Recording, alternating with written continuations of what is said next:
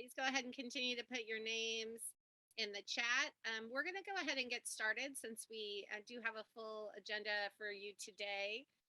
We did have more than 100 people register for the webinar, so we're really excited at the interest today. As I just mentioned quickly for logistics, you can sort of answer any questions we have for you in the chat box. And if you have a specific question, right next to the chat box is the Q&A box. Please go ahead and put your questions in there. We will either answer them live in the same Q&A box, or we will save time. We intend to have at least 20 minutes at the end for questions and answers. And really, we want you to think through this presentation about what your needs or some of the achievements you've had related to traceability might be. And in particular, as you hear about the idea of comprehensive traceability from us today, letting us know where you think SALT might be of assistance to you and how we can better help to promote traceability globally. So today we'll be talking about the importance of data from traceability systems and the work that we're doing in Tanzania, bringing traceability to support an octopus fishery there. We're lucky to really have great contributors today, all of who play an important role in working with fisheries in Tanzania and supporting the SALT project. Some will be giving presentations today, some will be supporting us in the questions and answers live. I'm here to both participate in and lead the conversation today related to the work we're doing on seafood traceability in Tanzania. I'd just like to thank everyone here for their participation, including the government of Tanzania for their partnership in this work. In addition, I'd like to thank the USAID mission in Tanzania for their support, as well as our USAID colleagues at headquarters who have been instrumental in this. Finally, thanks to our local partners working in Tanzania, Aqua Organization, or AFO, and our senior advisor, Yaya. First today, you'll hear from Mr. Cody, who is a senior fisheries officer at the Tanzania Fisheries Department. He has 17 years experience working in post-harvest activities, and he's responsible for quality assurance and marketing of fish and fish products. Mr. Cody will share the basis for this work, the Tanzanian government's interest in the octopus fishery, and the important work they've done already. They'll really set the context for the work we're doing in Tanzania. Next, you'll hear from Jenny Kane, who is a senior biodiversity and natural resource advisor at USAID and their Center for Environment, Energy, and Infrastructure.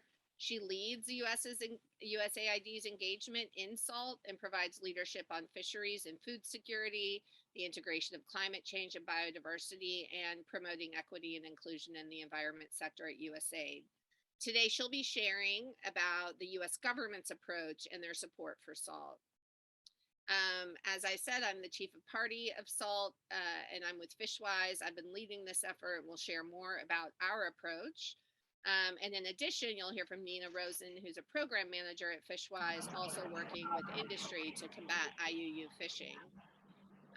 She'll speak to you about what we intend to do in Tanzania. And then finally, we'll have Jerry, who is the co-founder and executive director of Aqua Organization. He's a marine biologist from Tanzania, and he'll share about the work that's happened thus far in the Kilwa district.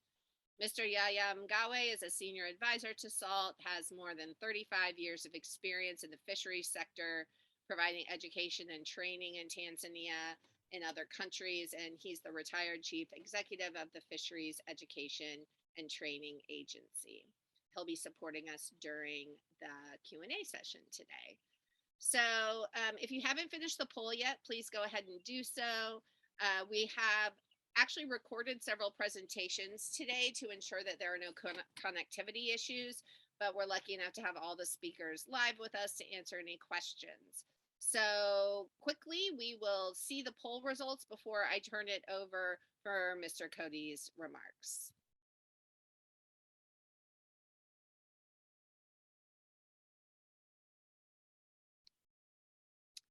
Great, excellent to see. Have some really good expertise here.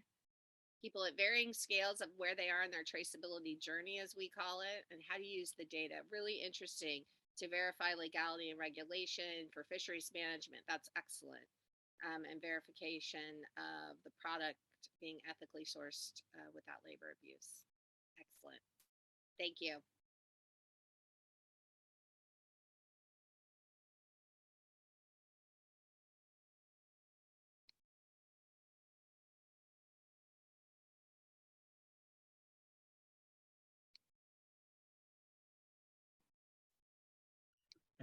Dear colleague, first of all, let me introduce myself and my organization.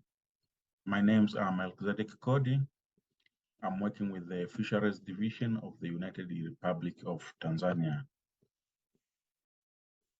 I'm very happy to introduce to you and to be in this very special occasion of the United Nations Ocean Conference, which is about utilizing data and a collaboration for triple bottom line impact.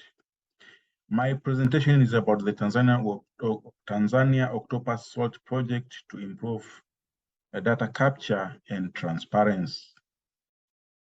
Maybe for some of us, maybe who they don't know where Tanzania is. Tanzania is in the southwest of the Indian Ocean.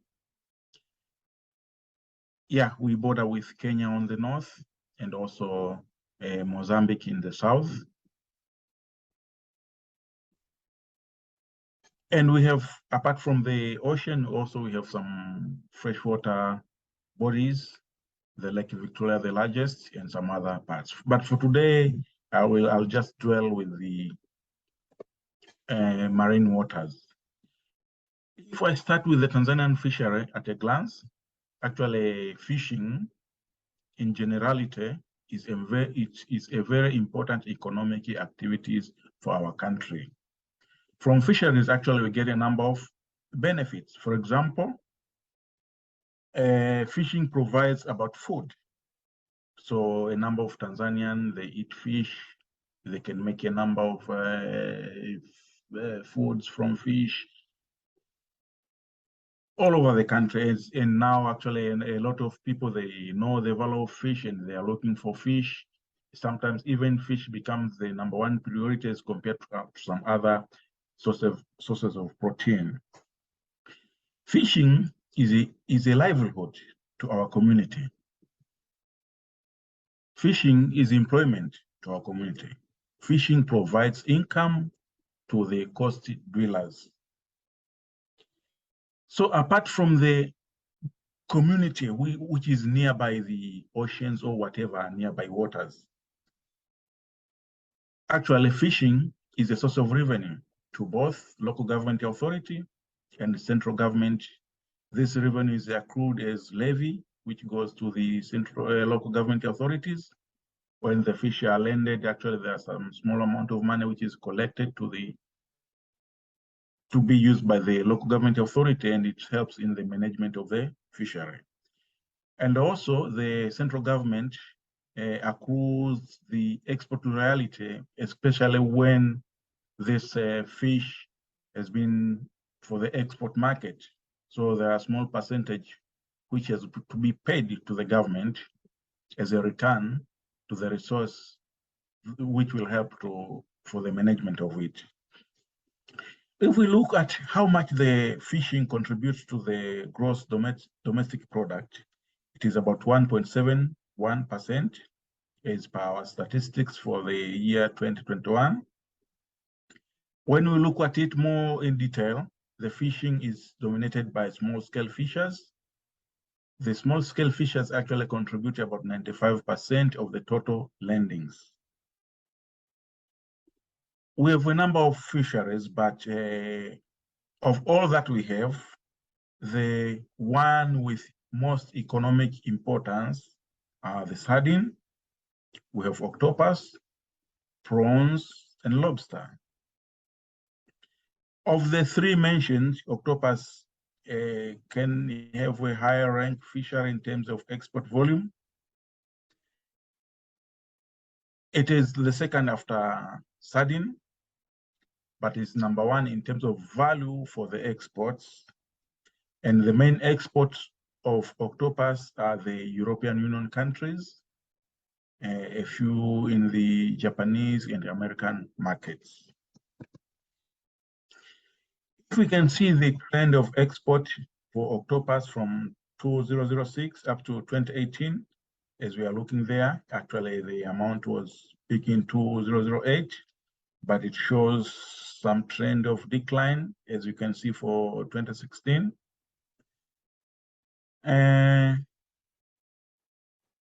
This decrease in the export volume has been contributed by a number of factors. For example, the internal consumption now has become very high. People are aware they want to eat octopus for different purposes. So it's become a common and delicious food. When you go to the streets, people are taking octopus.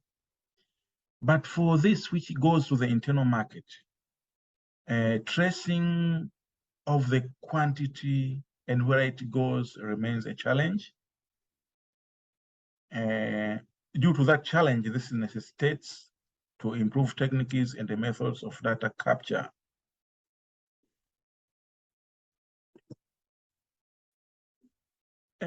After that short introduction of the Tanzanian fishery, let me go to the working document for the management of the Tanzanian fisheries. According to the Tanzanian Fisheries Policy of 2015, it is expected that through fishing will contribute to poverty reduction, but how this can be contributed is when we do sustainable management and utilization of the resources. This is the statement in the Fisheries Policy 2015. So how this can be achieved? The government to involve stakeholders in design and implement tools for gathering information for fisheries resource management. When we have the tools that can actually report what is on the field, then it will be a very important information to transform it to management of the fishery. Also, we think that to do that, we can strengthen traceability system through ECDT to contribute to sustainable fisheries management. If we can trace back, actually, we can go to the product certification, and also we can reduce the practices of illegal fishing, fish trade, and also can be a useful tool for marketing enhancement. As we know that sometimes the market wants to know what they eat. Their money should not be the cause of the problem. So when we have enough information, then it will enhance the market. If we see this in the fisheries policy and link into the United Nations Sustainable Development Goals, especially the Goal 14, all entirely devotes to conserve, sustainably use the oceans, seas, and the marine resources for sustainable development. In this case, Octopus Fishery will be a beneficiary to implement the project. I come to the Octopus Fishery and the third project. Traceability is an important component, and we must have important tools for the management.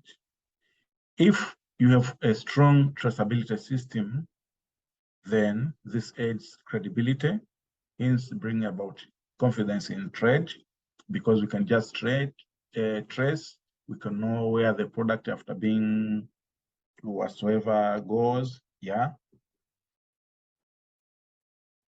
Traceability, a strong traceability system is a tool to fight illegal, unregulated, and unreported fishing.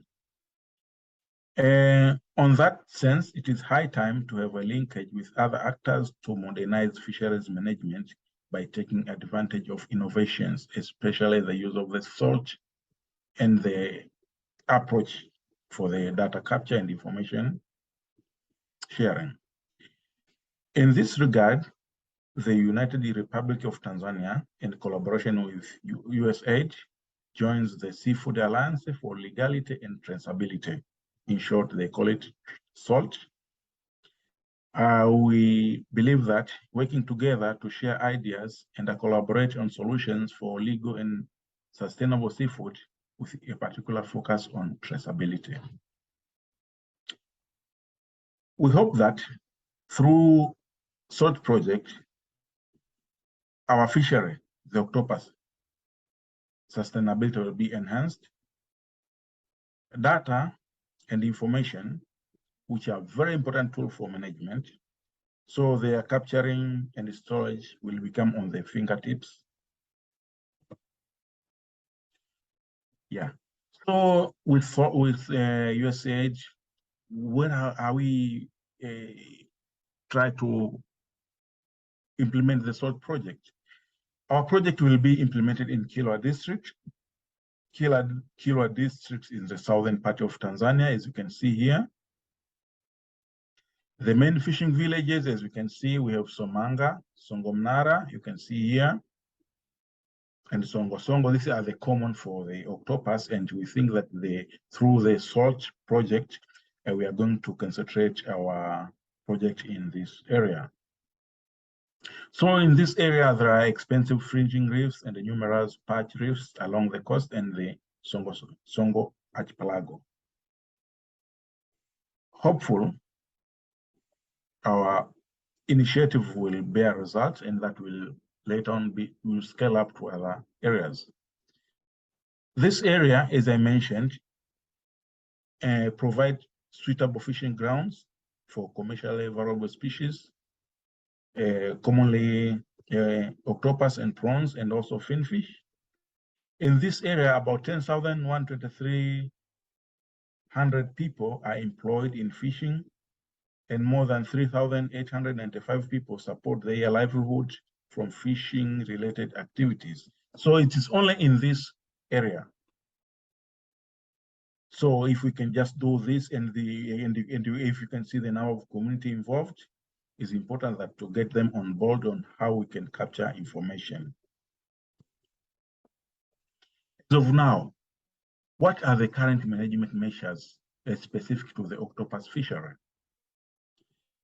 In some years ago, up to now, there were initiatives of ecological label for the octopus fishery under the Marine Stewardship Council certification criteria.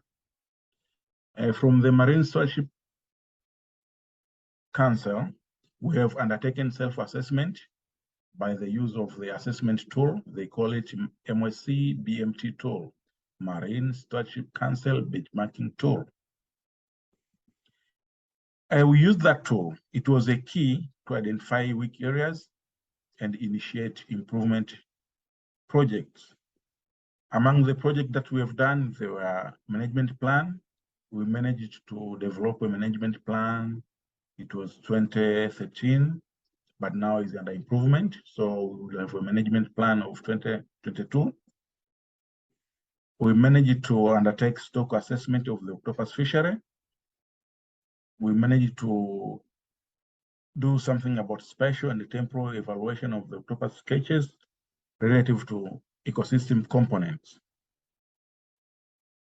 Those were done, but the other fishery improvement project was supposed to be estimation of leakages, solution, and mechanism to obtain total mortality and improve traceability of catches. For now, as we have the current SALT project, I think it may take of the last one, which is in red. It will help us to improve traceability and how we can store our data.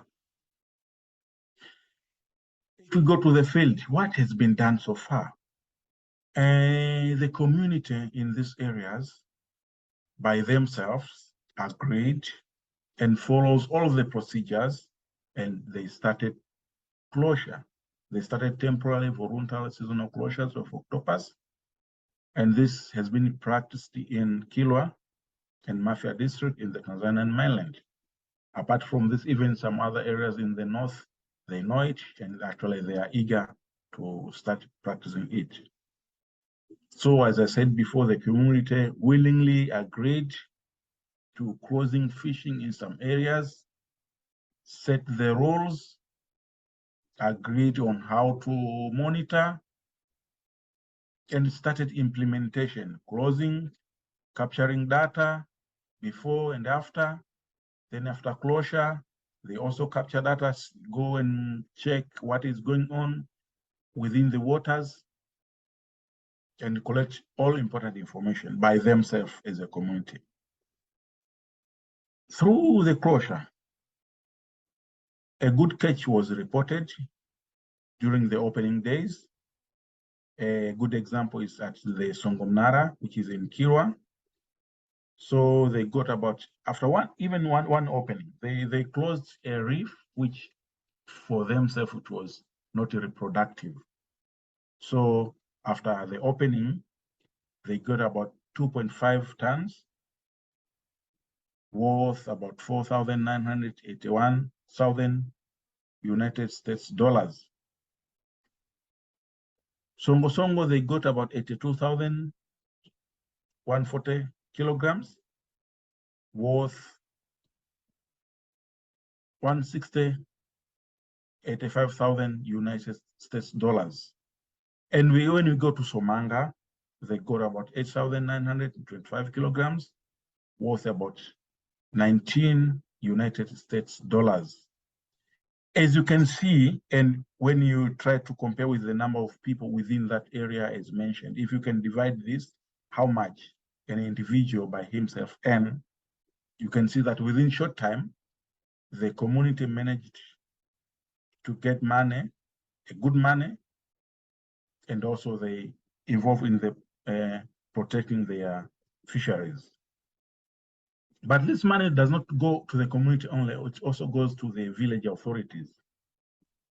The village can collect a little money and can use for the development of the village as they need. But what are the legal bases, either conducting a closure or maybe to do a traceability? Our country is guided, fishing is guided by the Fisheries Act number 22 of 2003. When you go to part 6, it's about fish quality and standards. This lays down the conditions for quality management, principles, preventions, and the preventions of commercial fraud and fish marketing. According to the provisions of the Act, it is the responsibility of the operators to be able to identify any person from whom they have been supplied with an ingredient or substance intended to be incorporated into their product. Also, they are supposed to put in place systems and the procedures to identify other businesses to which their products have been supplied. So it will be a bottom and up down. They should have this in place. That is our legislation as far as it is concerned. Also, Section H gives power to the minister to impose conditions. It can establish traceability system for fish and fishery product at any stage to the source. When we look at our regulations 2009, Regulation 94, this lays down general conditions of labeling, packaging, and traceability. So an end product should be well labeled.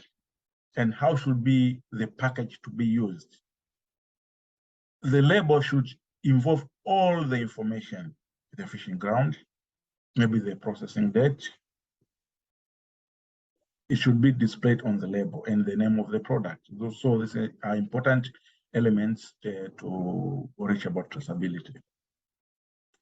Actually, a traceability system, as per that legislation, can be linked to lending reports as issued by the fisheries body and the health certificate that are accompanying the document. They should be related to make sure that the information provided is true and can help to trace back. Maybe to sum up, after my presentation, Tanzania will welcome the project and ready to work with all parties to ensure sustainability of our fishery resource, particularly the octopus fishery. I can say that this United Nations has been an important forum to introduce the Tanzanian octopus fishery and the salt project. UN, I think you are you are our partner as we seek to develop all together. also the communities that are involved here, it has been an important tool to meet here. May I thank the USAID for supporting the introduction of the salt, our partner Fishwise and their partner, the local partners, Aqua Farm, and the individuals for being part of the forum and the salt project. I think this is a good starting point, and hopeful we are going to collaborate with USAID and all other agents in sustaining our fishery in other areas. We're also ready to work with the UN in areas that we think you can help us for the improvement of our fishery, actually in the areas of data capture and information sharing. This is a very important tool to be used for the management of our fishery. With that presentation, may I thank you for your attention. In Swahili we say asante sana kwa kusikiliza. Karibuni Tanzania, the land of Kilimanjaro, Serengeti, and Zanzibar, and the beautiful and rich oceans of Mafia. You are warmly welcome. Thank you. Excellent. Thank you so much, Mr. Cody, for that presentation and setting the context really well. Just once again, thank you for the comments in the chat, and just want to encourage you all to share some of your successes and challenges related to traceability. And next, I'm really excited to turn it over to Jenny Kane from USAID to share about the US government's interest and leadership in this work. And then after that, you will hear from the SALT team and then our partners, AFO. Jenny, over to you. Thanks so much, Jenny. And hello, everyone. My name is Jenny Kane. I'm a Senior Biodiversity and Natural Resources Advisor at the U.S. Agency for International Development, or USAID, which, as many of you know, is the government agency that leads the U.S. government's international development and humanitarian efforts. And as Jenny had mentioned, I'm also USAID's lead for the Seafood Alliance for Legality and Traceability, better known as SALT, which I'll talk to you more about momentarily. So I'll just speak for a few minutes, and then we get to hear more rich presentations from my fellow panelists. But I'm really thrilled to be here today to speak with you about USAID's engagement in sustainable fisheries management and marine conservation, and of course, specifically about building out the capacity of seafood producing countries to develop and implement comprehensive traceability programs. As some background, USAID invests about $40 million each year to promote sustainable fisheries and conserve marine biodiversity in more than 20 countries across Africa, Asia, Latin America, and the Caribbean, and the Pacific. And the majority of our marine and fisheries activities support governments, civil society organizations, and importantly, the private sector in strengthening capacities, constituencies, and information needed to implement science-based collaborative fisheries management. Over the last 6.5 years or so, USAID has placed particular focus on expanding the use of comprehensive electronic catch documentation and seafood traceability, or ECDT, which we'll continue to hear about today. And why is traceability important to us? Well, information is power. Traceability is a key strategy to counter illegal, unreported, and unregulated fishing, and prevent these products from entering the market, and to strengthen and improve fisheries management as well, a really critical link. Information about the fish in our plates helps to improve livelihoods and strengthen food security in the face of a changing climate. And that's across both small scale and commercial fisheries, a critical point, especially as USAID works so much with small scale fishing communities. And importantly, using traceability data to strengthen fisheries management can also help maximize the adaptive capacity of fisheries and strengthen their climate resilience, while also reducing greenhouse gas emissions through reduced illegal, unreported, and unregulated fishing by distant water fleets. So currently, USAID's primary engagement in this area is the Seafood Alliance for Legality and Traceability, or SALT. And it was launched in 2017 when USAID partnered with the Walton family, Packard, and Moore foundations to form SALT. And the various activities are implemented by Fishwise, where Jenny joins us, of course, from Fishwise as SALT's chief of party. SALT brings together governments, industry, and non-governmental organizations, or NGOs, to accelerate learning and support collaboration on innovative solutions for legal and sustainable seafood with that particular focus on traceability. And over the course of nearly 5 years now, the salt community has grown to include more than 1,000 stakeholders from more than 40 countries around the world, which is an amazing feat and an amazing community to be connected with. And because listening to the needs of stakeholders is key to SALT's approach, at its inception, SALT engaged 187 organizations, and again, that's across NGOs, government, and industry from 37 countries in a full year of global consultation or co-design to determine SALT's focus. And as a result, SALT prioritized 2 target audiences and 2 main thematic areas for its work. So those 2 key primary audiences are industry and seafood producing countries. And then among the latter, SALT prioritizes engaging with developing countries, and particularly those where USAID and SALT's partner foundations work. The 2 main thematic areas prioritized are, first, incentivizing comprehensive and dynamic electronic catch documentation and traceability globally.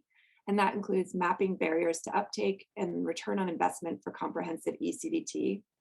And then also importantly, developing and advancing comprehensive electronic catch documentation and traceability principles for traceability programs, which you'll hear about in greater depth on this panel. And in keeping with SALT's collaborative approach, these comprehensive traceability principles were developed in collaboration, again, with expert NGO, industry, and government stakeholders from 17 countries.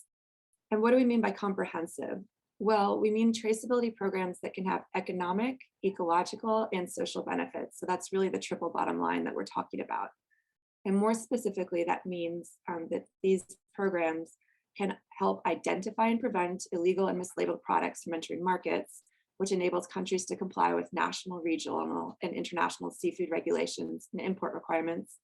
These programs can support and strengthen effective fisheries management, the ecological component, and they can also support legal and equitable human welfare conditions for seafood laborers, a critical social component. SALT released the comprehensive traceability principles in early 2021, so a little over a year ago.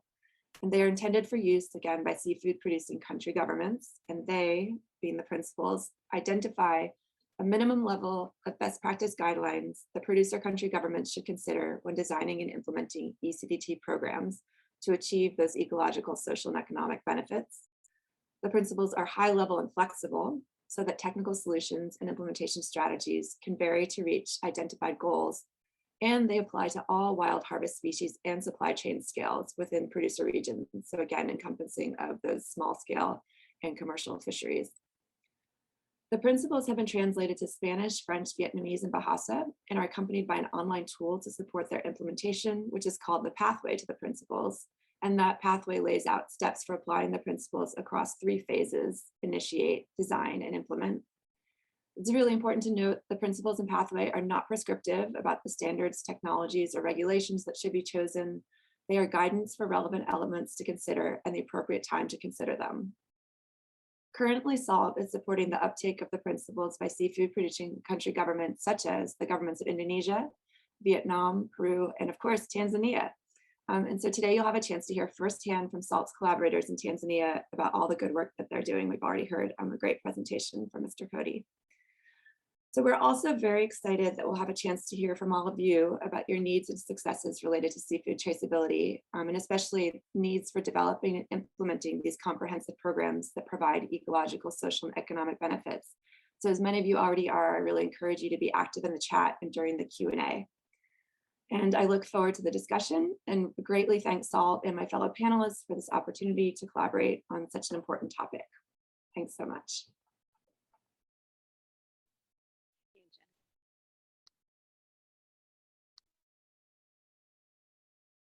Hello again. It's Jenny Barker here again with Fishwise. I want to thank Cody and Jenny for their important remarks, setting the stage for why we're here today, and also thank the UN Oceans Conference organizers for their support of this side event. Just so we're all on the same page as far as what we mean when we say seafood traceability, it is the ability to track the movement of seafood through supply chains. And as was noted, it's increasing seafood traceability is critical because it's one of the tools that helps prevent illegal fishing, and that reduces the sustainability of global fisheries and threatens the security of billions of people who depend on healthy fisheries for protein and income. Illegally caught fish is often mixed with legally caught fish at many different points along the supply chain. Unlawful fishing is often associated with other criminal activities such as human trafficking and forced labor. So increasing traceability in seafood supply chains can really expose where illegal fishing occurs and prevent it from continuing to happen. SALT looks at this as a global issue. It's been outlined well by Cody, how it affects Tanzania as well. And we really think that implementing traceability at every step of the seafood supply chain is important, but it is a challenging undertaking. At SALT, we really envision a future where there's a more connected seafood community, from industry to governments to fishers and NGOs. So they're working together to promote the idea of comprehensive traceability. That outcome could really prevent a lot of benefits to lots of different people, from stopping illegally caught products from entering markets to improving seafood and sustainable fisheries management and equitable human welfare for seafood laborers. This bait to plate graphic that SALT created shows how electronic traceability ideally works in a seafood supply chain in general. From removing the fish until it reaches the plate. In general, harvest and capture comes from many forms. So there's small scale fishers to industrial fleets at the capture phase. After harvest and capture, seafood goes through a landing site. And depending on the jurisdiction, typically authorities would check the licenses and documentation of products. And after processing and shipment, it goes through a border inspection where customs agents review a product's electronic information and documentation, and then inspect the seafood to ensure it complies with import regulations. I really want to emphasize that traceability is most effective when it's electronic, so data can be transferred to different users in the supply chain. Different countries have different regulations when it comes to seafood traceability. There are currently two main regulatory schemes in the EU Catch Certification Scheme and the United States Seafood Import Monitoring Program. Japan is also in the process of implementing the program itself. And if you're interested in learning more about that, SALT recently published a resource guide that has a summary of current import regulations and legal requirements that we'll put in the chat.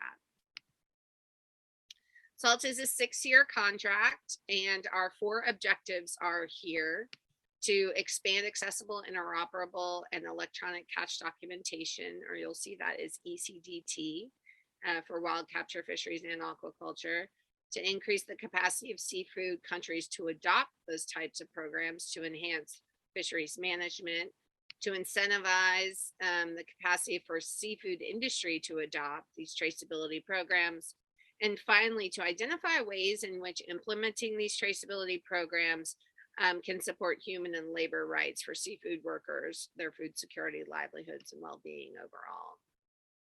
SALT is focused on imagining all of the potential value of traceability programs, including understanding how the data collected can be used for multiple purposes. So for us, the triple bottom line impact means that traceability as a tool can have benefits that are ecological, economic, and social. So a comprehensive project should capture ecological, economic, and social data related to seafood products in order to support the potential for better fisheries management by using that data, for instance, for stock assessments, identifying and preventing IUU and mislabeled products from entering markets, and supporting legal and equitable human welfare conditions for seafood laborers. So during the co-design process that Jenny mentioned, one key question that the stakeholders consulted asked us to answer was, if you decided to implement this comprehensive traceability program, how would you do it? Where do you start? What's the process? So we developed the comprehensive traceability principles, a kind of 6 guiding lights to promote best practices in how producer country governments should design a traceability program. They're meant to be high level and flexible, apply to all different species and supply chains. They're not meant to be phased or linear or any priority area. They really are meant to be a guidance document. So how do we go about designing them? Because we think that's really important. The primary audience for this work now is seafood producer country government representatives, and that's because they have the authority and the responsibility to implement policies to reduce risks to workers, for the ecological and economic management of their fisheries. But we do expect that these principles will be useful to many different stakeholders, including non-governmental organizations, industry, technology vendors. And so when we went to design them, we set out to build a consultative committee with key experts on the topic in order to support our work with the principles. So the committee was made up of 35 experts from 17 countries across the globe. We had representatives from Senegal, Indonesia, the Philippines, South Africa, the Pacific Islands, and Tanzania. Cody's colleague Jovis Mukuchu participated from the beginning, and she's been really important in getting this initiative up and running. So now I'd like to go into a little bit more detail about each principle. So the first principle I'll highlight is using data to inform decision making. And this principle really relates to doing a thorough analysis of existing data sources, gaps, and data needs, as well as thinking about who needs access to the information to achieve the program's goals. Finally, there is guidance about collecting data to adaptively manage your traceability program and to assess its performance as well, which is really important. The next principle is to create a program that is electronic, interoperable, and data secure. This principle focuses on the application of technologies to support the goal of a comprehensive program. In particular, making sure different systems and technologies can speak to each other and transfer information along the supply chain. Next is to be inclusive and collaborative with the stakeholders. The guidance here covers a lot of important topics related to how to identify and meaningfully collaborate with stakeholders across governments and beyond. The government of Tanzania, USAID, and SALT really aligned on our interests in this work because this fishery has a diversity of fishers, including women and youth, both priority audiences for all of the work that all three partners are doing. And so this principle really wants us to consider the complexities and diversity within groups and stakeholders, consider power dynamics and relationships between workers and business, men and women, and be sensitive to the ongoing needs of all participants as you're engaging. Next is build a lasting and scalable program. This principle encourages implementers to think about how they will fund, institutionalize, and maintain support for their comprehensive program so they can ensure a long and successful program is built. Next is to maximize ecological, social, and economic benefits. This is the principle that covers guidance for approaching ECDT comprehensively, including ways in which we build systems and mitigate negative impacts of collecting data on different individuals within the system. And then finally, we want to address the data and verification needs across fisheries and supply chains.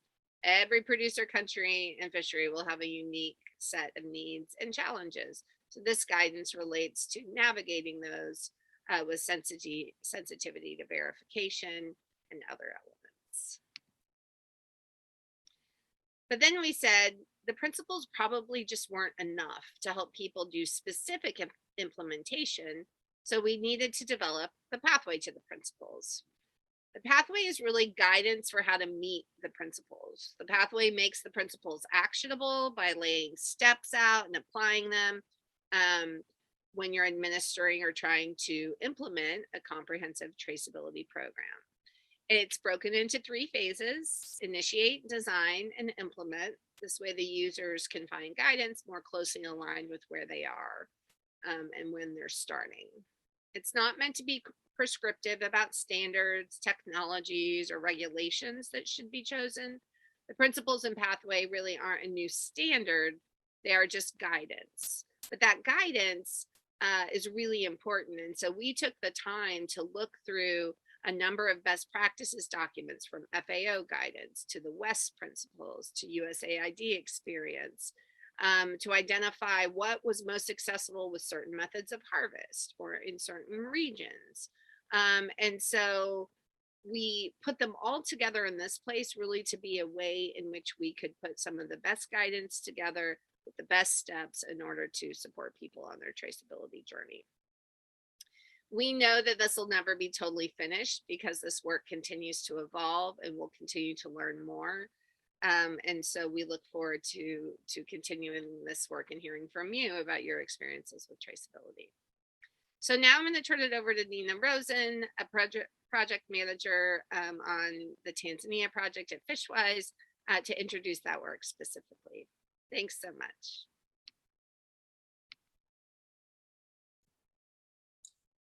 Thank you, Jenny, and hello, everyone. My name is Nina Rosen, and I'm excited to be here to dive a bit deeper into the work that we are doing in Tanzania. And I will start with a little bit of a background to discuss our approach.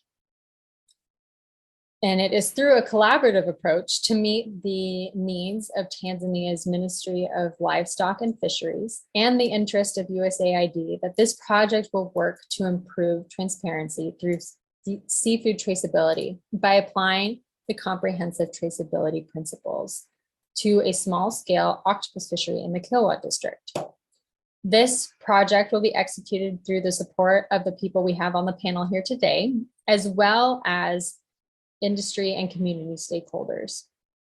Prioritizing the octopus fishery allows us to help support broad conservation and livelihood goals.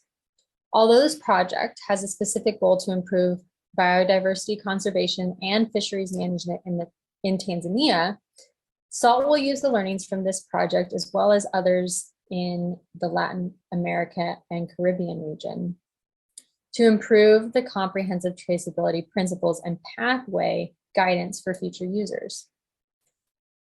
Integral to the successful application of the principles in Tanzania, we will seek to include underrepresented groups such as youth and women in the designing, initiating, and implementation of the traceability program.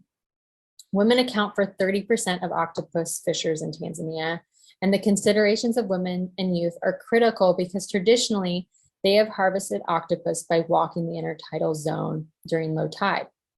As demand for octopus increased, more men began freediving to collect octopus and can outcompete coastal harvesters. Women also participate in local beach management units as trained data collectors who will be critical to the implementation of an effective electronic traceability program. Now, as you can see, we don't have much time between February 2022 and March 2023, but we intend to make the most of it with our partners and collaborators to help encourage the continued traceability implementation through the application of the principles and pathway. Now, what do I mean when I say apply the principles and pathway? I'd like to walk us through a quick scenario about how we've used this tool in this project in Tanzania. A user can enter the pathway at any point, but in the case of this small-scale octopus fishery, we are going to start from the beginning or the initiate phase. Initiation can be motivated by concerns about future market compliance, as well as IUU fishing risks, and a need to improve data collection for management. This is especially important in small-scale fisheries that are often data poor. There is already some amount of traceability in place, especially in this octopus fishery, because it is an export market with products reaching countries in the EU. So within the initiation phase, we have several steps, and I'd just like to highlight a few that we are focusing on. First is conducting a gap analysis to really understand the landscape and current state of traceability. Through this, we will identify what support for traceability exists in terms of regulation, political will, and institutional capacity. A user will also see more bulleted details with additional considerations for this step, as well as linked resources for further guidance. Another step I'd like to highlight is number 9, consulting stakeholders, for example, fishers, processors, exporters, early and repeatedly. This step is important to make sure that all the appropriate people are in the room to discuss the project. These stakeholders are not just consulted once at the beginning, but throughout the lifetime of the project to ensure stakeholders are brought into the design of the traceability program. And finally, I'd like to highlight number 5, assess exposures and risks. This step centers on trying to figure out what risks exist in the supply chain around IUU fishing and identify potential risks for human rights abuses. An interesting point I'd like to make here is that this step can be addressed through other steps, like consulting stakeholders, characterizing the supply chain, and can be informed by the findings of a gap analysis. This step can help prioritize, especially in a short project like ours, which areas of the supply chain to focus on. So this is just one very quick example out of dozens of different ways the pathway can be used to make traceability systems easier to implement or improve. Next, I'll continue to build on the types of activities that's included in our specific approach in Tanzania. To establish a clear intent of collaboration, we've signed a Memorandum of Understanding, or MOU, with Tanzania's Ministry of Livestock and Fisheries Permanent Secretary. We also have contracts with local experts to help implement this project and provide important contextual knowledge, and they are here today. As a part of these partnerships, certain activities have been outlined that are in line with the certain pathway steps that we saw previously, such as mapping the octopus supply chain in the Kilwa district, conducting a gap analysis, and fostering stakeholder participation and consultation by hosting a co-design event in Kilwa. Now, what do I mean when I say co-design? It basically means to build something with the people who are affected by it. Now, as I mentioned previously, women are a key group to be considered throughout this project and have been included in stakeholder mapping. Their knowledge is included in the gap analysis, and we will ensure that their perspectives and experiences will be heard during the co-design event. Co-design is a crucial step for our project, and the findings from this convening will ultimately inform the development of a strategy for the design and implementation phase in Tanzania. Now I'm excited to introduce Jerry, the co-founder and executive director of Aqua Farms organization, who will go into more depth about the activities of this project and some of the key findings so far. Thank you so much. Hello everyone, my name is Jerry Mangena. I'm the executive director of Aqua Farms organization, a non-governmental organization that is based in Tanzania, which works with coastal communities towards giving them access on sustainable utilization of marine resources, but also giving them power to conserve as well as utilize these resources sustainably. Today, I'll be sharing with you some of the work that we've been doing with salt and fisheries on Is Traceability Principles pathways for the octopus fishery in Kilwa. But before I go to there, I would like to congratulate you, all of you, for participating at the UN Ocean Conference, and especially for this side event that brings us together to discuss on how we can utilize data and collaboration in order to win and create more impact. So I'll just take you through what the previous speaker just did, but this is to remind you the major goal of the project is to develop an ECDT strategy that will support the application of the seafood traceability principles and pathways, but also its implementation afterwards. So with all this work that we've been doing, it is all building up towards having this strategy all together. So we've been engaging many participants, and so far we've engaged more than 130 participants through both physical and online interaction, both local and international. And by local, I mean both layman people, which are the fishers, traders, actors at the small scale level, but also practitioners at different research institutions, academic institutions, non-governmental organizations, private sector, meaning industries and businesses, and everyone along the value chain. And most importantly, engaged 4 big industries that are processing octopus for export in Tanzania. So our work started by doing the stakeholders analysis and collaboration mapping, which it was done through virtual assessment, but also later we had some in-house brainstorming where we brought people together to discuss who are the stakeholders, what is their power and influence, what is their level of interaction, how do they influence the system.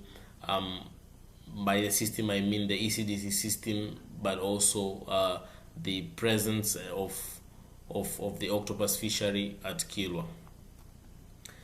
We thereafter went for field validations through interviews, focus group discussion with the local people to validate if we are not leaving anyone behind, but also to get their views on what are the gaps in place towards implementation of ECDT, but also towards development of this strategy. So I'll begin with sharing what came out from the collaboration map. In the collaboration map 1, which we assessed the level of engagement towards establishment of ECDT, but also towards interaction with the development of the strategy. First, we looked on 3 aspects, which is the current interaction, the amount of resource-based influence, but also non-resource-based influence. And here, generally from this map, it is being shown that there should be a strong interaction between both private sector, government sector, but also local people through their units, which are BMUs and also fishers groups, to be able to collectively engage and make an influence of the ECDT, but also an impact from the strategy, as well as an impact from the whole work that we're doing currently. The glowing colors you're seeing, those are like the representative agencies. You can see Ministry of Livestock and Fisheries, Fishery, as well as private sector such as the industry, and also beach management unit, which is the local community.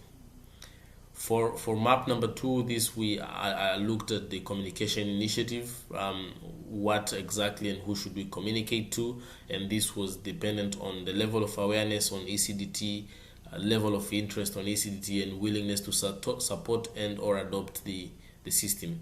And with this, it was advised that the government agencies and most of the agencies, their level of understanding is well moderate, which what is now needed, it's more expertise, but also there's a huge gap of knowledge into the local community towards what is traceability, but then what is electronic traceability and how can they take part.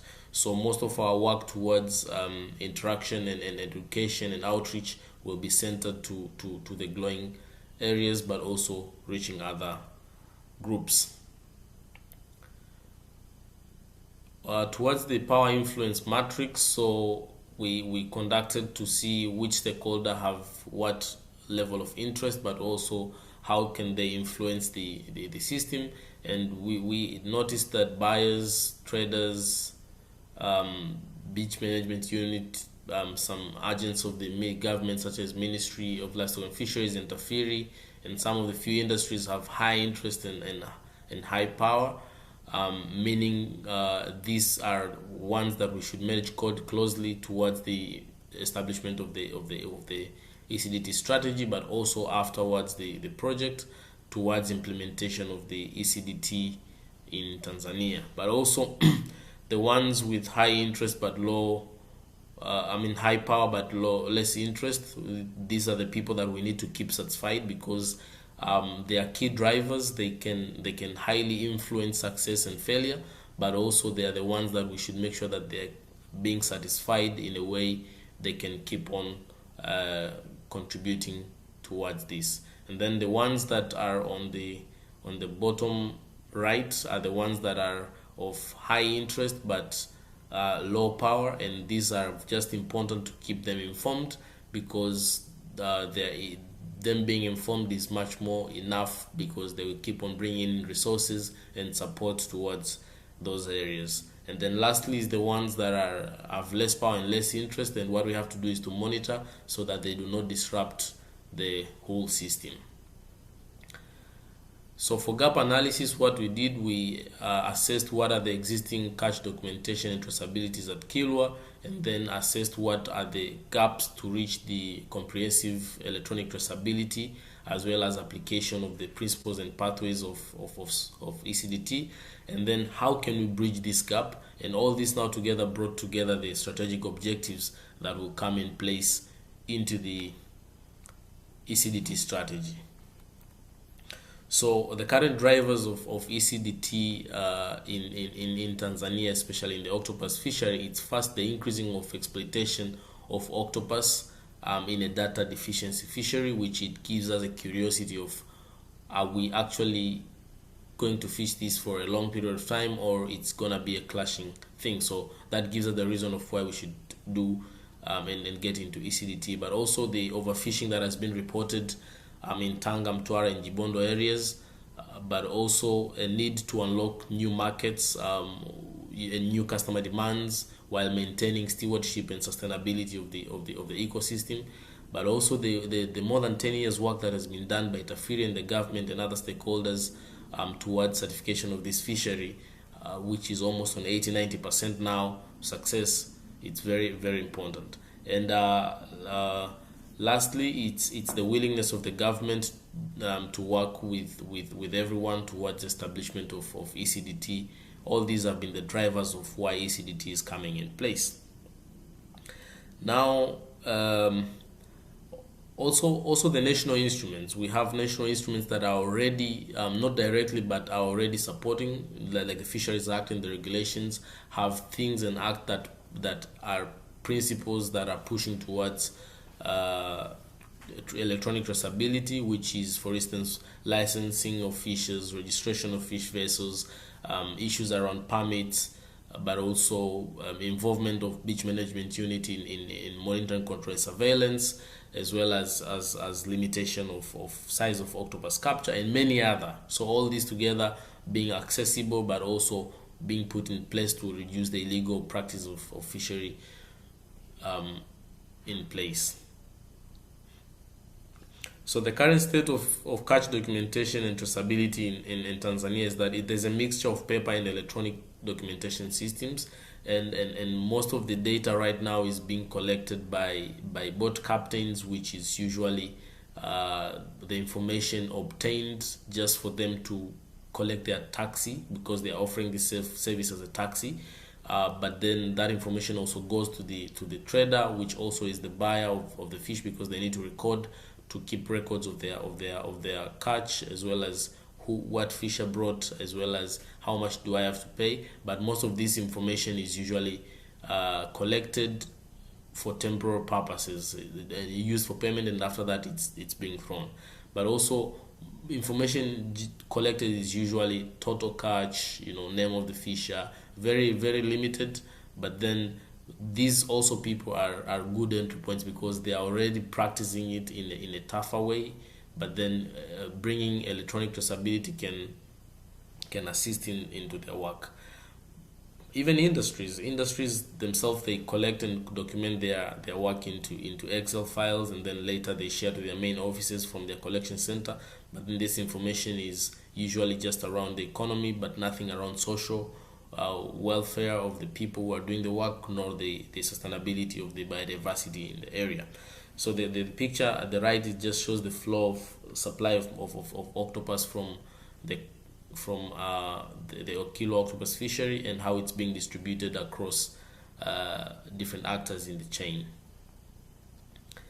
So if I would establish critical elements, critical points in catch, landing, and in processing, majority is paper-based, but also we do have the electronic systems such as Electronic Catch Assessment Survey, which is a program that has been designed by Fishery. But also people are using free software such as Kobo Collect to establish a data collection, but then all these are not harmonized in a way that they are going into a right direction.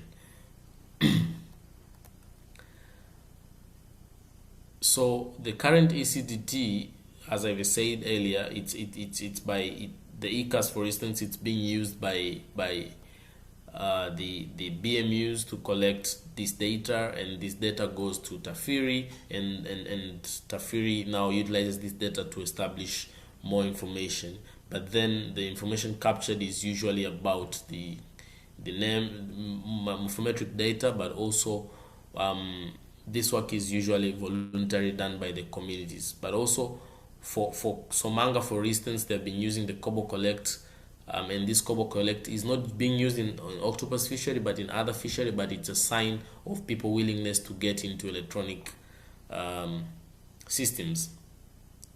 As you can see, that's a phone that is being run by a beach collector who is a community member, and a woman who collects data on octopus catch every 10 days of their work.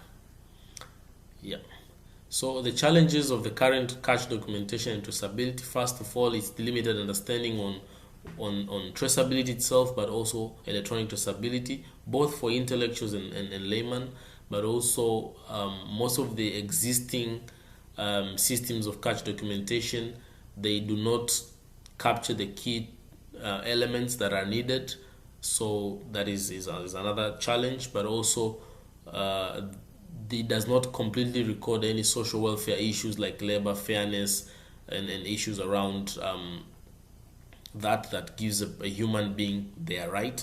But also most of this work is usually done voluntary with no any incentive, giving it lack of continuation, but also lack of transparency, data sharing, but also privacy of the information collected. Unsustainable fishing gear, because we understand, and it's well known, that iron rod is not a good way of fishing octopus, but then this method is the only one, and the community are still struggling to look for other alternatives. Good thing is that the government is already putting effort towards establishment of port fishery, and the experiments are ongoing, which we believe after this octopus fishery coming in place using port will be very sustainable.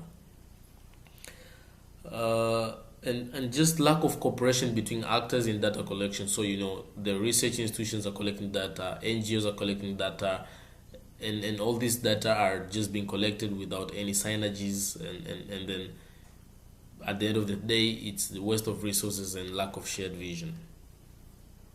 So our key recommendations for now, it's first for the new ECDT system that will have to come in place, it has to integrate the key data elements, including social welfare and issues around biodiversity and conservation, but also pilot this first in 2 places of Songo Island and Somanga, because it's already a hub of more than 25 fishing grounds, and these places already have primary investment towards data collection, especially on catch documentation by both the government as well as other private sectors, including the NGOs, but also leverage on how to public-private partnership, especially on how to concentrate human resources and infrastructure that will support electronic traceability in Kilwa, because I think without leveraging on all these 3 aspects of public-private partnership, it will be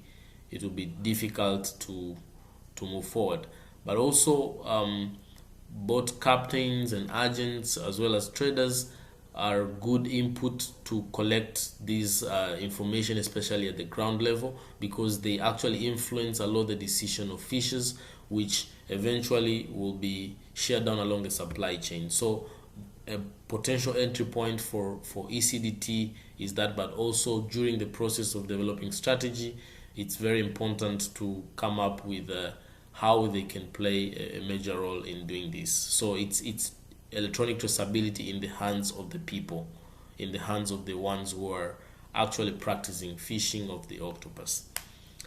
But also finding a model that will have incentives and also enable infrastructures to be in place in that aspect. So our approach now from now onwards is that we are currently doing outreach and communication to give knowledge to both intellect and local community towards what is traceability and what is electronic traceability, what does it mean to the economy, their society, and the environment, For instance, we have a side event that will come up in a conference in Tanzania that is organized by Fishery, which will be happening in the 12th to 14th of July. But also we have an upcoming animation in Swahili telling the story of electronic traceability and how it's important. Don't miss to watch that. And also we have a co-designing event that will bring together stakeholders that we have identified to shape the outcomes of this electronic traceability strategy, and define what are the common goals, what are the common needs, and what is the common approach that we have to work on to make sure that this is happening. But also to identify the common objectives in terms of forming a community that will support electronic traceability, its principles, as well as its application, but also towards the design of this electronic catch documentation traceability strategy. And this co-design will be happening in Kilwa. I hope to have many of you who are attending here as well to be supporting virtually. We're expecting to finish this work by the end of March 2023, and our strategy will be ready. Thank you so much, and I welcome you for questions. Great. Wow. Well, thank you everyone for continuing to listen to our presentations. I'll invite my colleagues to turn on their videos for the remaining time that we have. We have about 15 minutes for Q&A, and really look forward to hearing from you all in the chats. I don't know about you, but that was a lot of information, a lot of really rich and good information. So I understand if they'll take time to process. There's been some really rich conversation going on in the Q&A, some additional questions happening in the chat. And there was a really important question in the chat that I might defer to my Tanzanian colleagues on, about the idea of how is it that you incentivize fishers or community members or the BMUs to collect the information that we're going to ask them to collect. It seems, there's probably some voluntary reasons they're doing it. It could be better access to market. There are obviously regulatory reasons that they may need to be feeding certain information into the system. But any input from my Tanzanian colleagues about incentives that you've seen work in other fisheries, or with the octopus fishery, or what's kind of driving people to collect the data that they are collecting now? Yeah, maybe I have to contribute, and then my colleagues will add.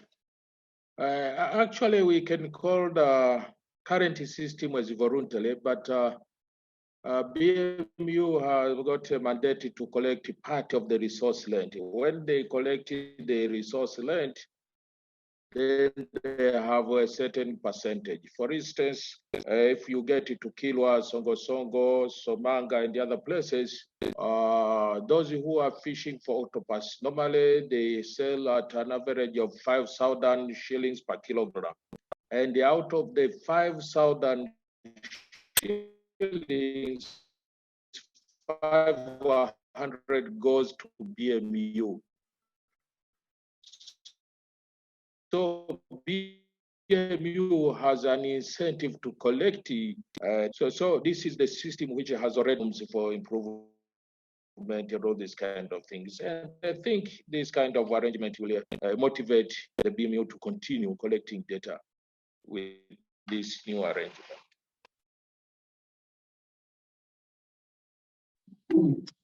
Hello? Hello? Yes, go ahead, Cody. Yeah. Just to add on that.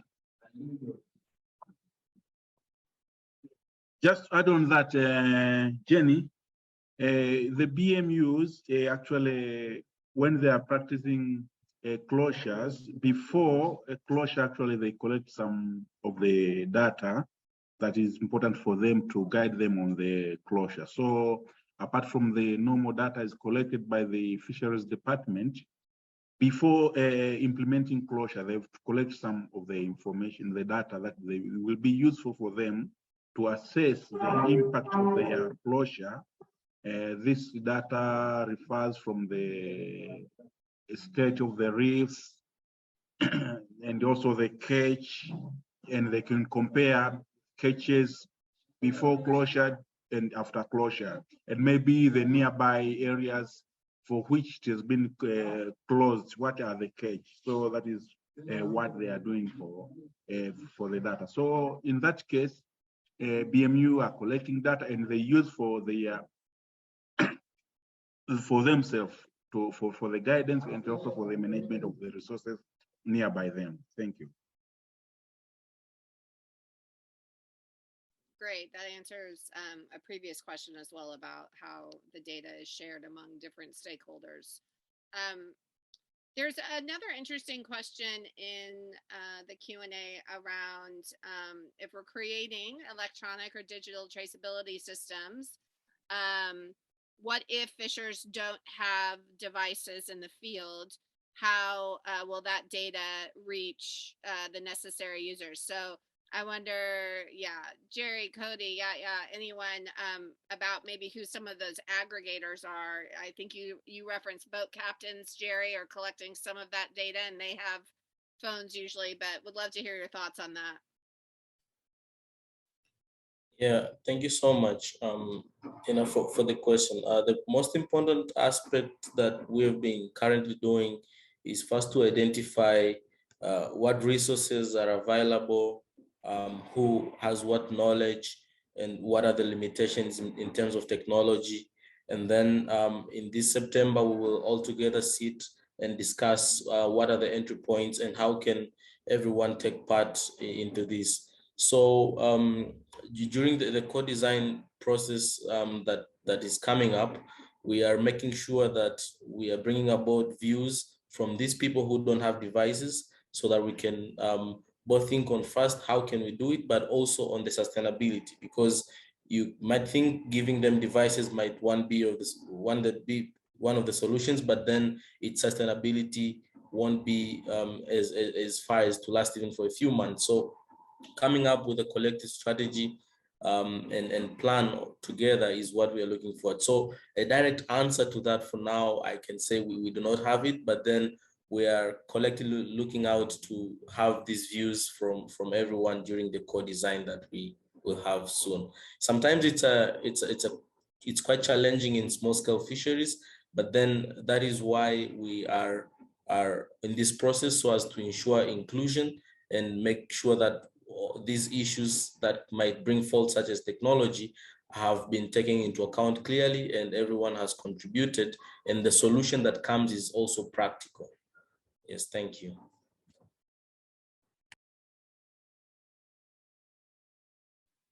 Great, thank you. And I think that a lot of these questions I think we've heard before, and I want to reiterate that part of what we intend to do is through this work in Tanzania is to bring the learnings of what we find as we try to answer these questions back to the broader global community, so they can utilize the experience of Tanzania to help improve the work they're trying to do in traceability. So as we go through this process, we will document it, we will share the learning, so everyone can benefit from the work that's happening in Tanzania.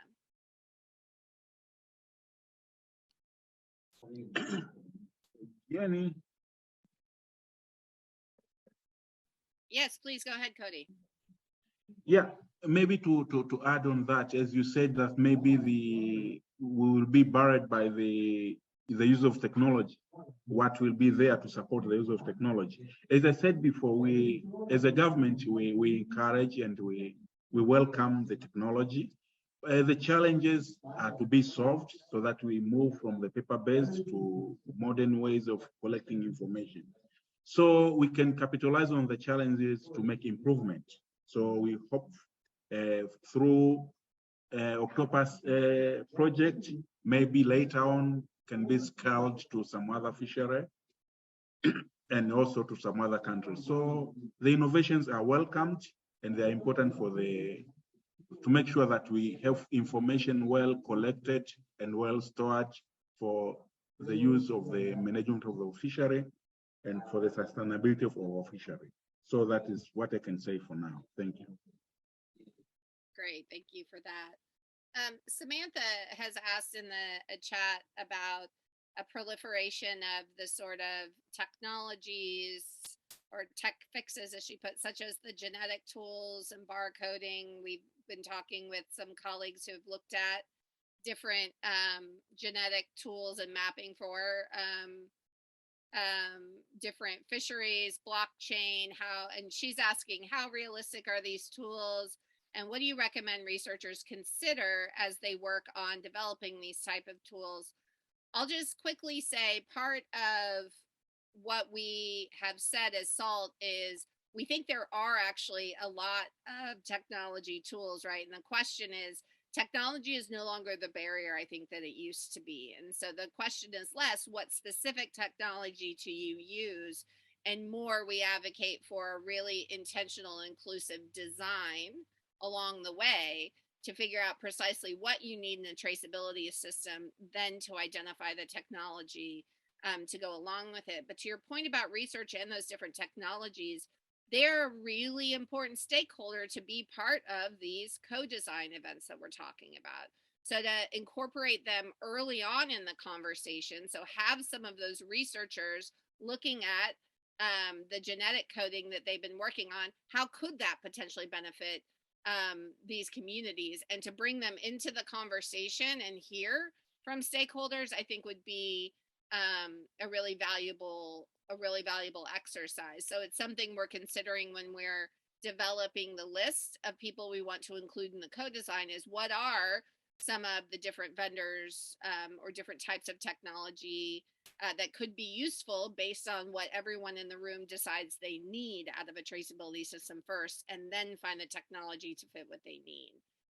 But let me turn to my colleagues as well to reflect on that idea of technology or all of these different tools that are happening around genetic coding and things.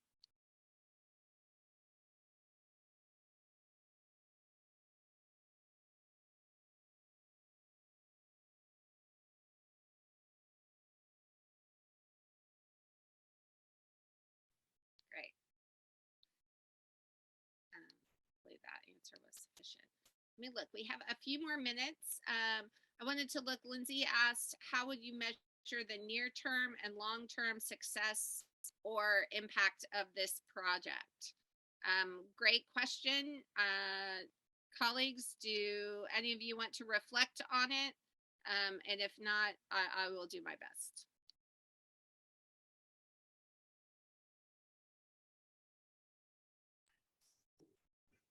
Yeah, the question is around how do we measure the near-term and long-term success and the impact of the project, right? So Kilwa being one among the potential sites that we're piloting and doing this work, it was selected strategically because of the previous effort that the government has already been doing, and the potential of the octopus fishery in that place. So the fact that we are maximizing inclusion, as initially reiterated by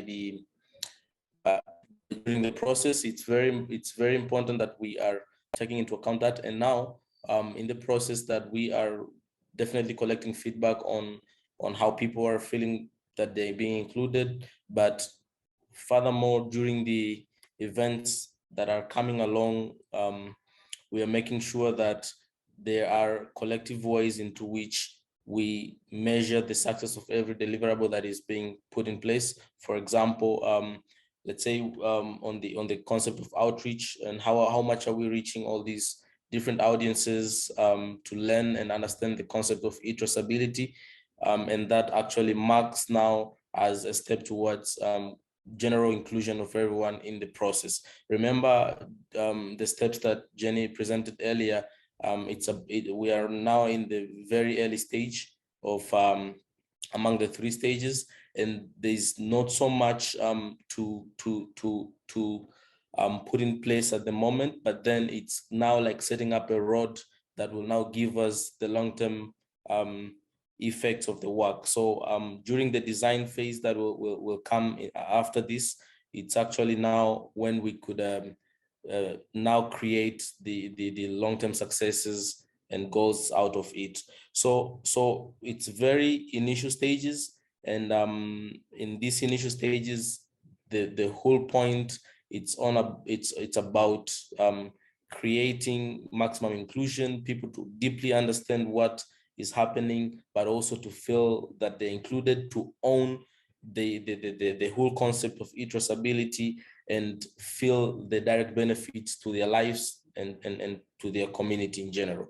So in the whole cycle of the comprehensive traceability, electronic comprehensive traceability, as the 3 stages are moving towards the end, towards the implementation phase, that is where we could see the outcomes. But generally, just by engaging these stakeholders right now, it's already bringing awareness to them on why they should be good actors and not be people who are practicing illegal fishery, but also supporting in the monitoring, control, and surveillance activities at their level, but also for industry, for instance, on how they can play part in making sure that those below, meaning those that are bringing products, but also where it goes, is also included in the process, and everyone takes the responsibility into what it takes.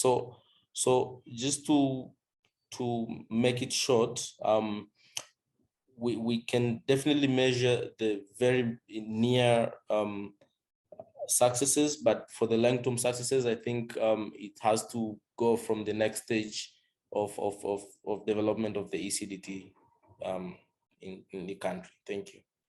Yeah, thank you, Jerry. I think that's exactly right. We're going to see hopefully some behavior change and awareness raising that we'll measure in the short term, but really what we expect to come up with by the end of this effort with SALT is a really inclusive and strategic plan for how to execute on traceability moving forward. And so I think the long-term success is if we can have a plan in place that serves the needs of all of the different stakeholders, as well as helping to advance that triple bottom line benefits of traceability, then we will have achieved. I'll just quickly, we're at time, but I want to give everyone kind of wrap remarks. Yahya, go ahead, and then any others who want to say farewell. For those of you who have to move on, thank you so much for participating, and please feel free to engage with SALT in the future. We've shared several links with you, and we look forward to speaking with you. Go ahead, Yahya.